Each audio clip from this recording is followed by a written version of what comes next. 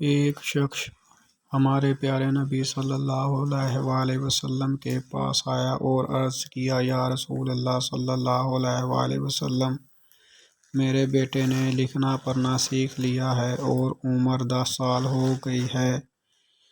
اب آپ فرمائیں اس کو کس کے حوالے کروں؟ آپ صلی اللہ علیہ وآلہ وسلم نے فرمایا، ہر کام میں ڈالو مگر 5 اشخاص کے حوالے مت کرنا۔ پہلا کہ کفن فروش کے حوالے مت کرنا، کیونکہ کفن فروش میری امت کی موت کی دعا کرتا ہے، حالانکہ پوری روئے زمین سے پیارا مجھے میری امت کا ایک بچہ ہے۔ دوسرا، سنار کے حوالے مت کرنا، کیونکہ سنار دھوکہ دہی سے پرہیز نہیں کرتا۔ تیسرا، قصاب کے حوالے مت کرنا، کیونکہ اس کے دل سے رحم دلی ختم ہو جاتی ہے۔ چوتھا، گندم فروش کے حوالے مت کرنا، کیونکہ گندم فروش ذخیرہ اندوزی کرتا ہے، حالانکہ خدا کے نزدیک ذخیرہ اندوز بن کر حاضر ہونے سے بہتر ہے کہ چور بن کر حاضر ہو جائے۔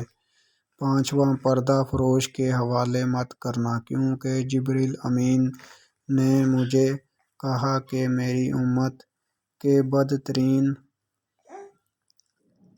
افراد پردہ فروش ہیں۔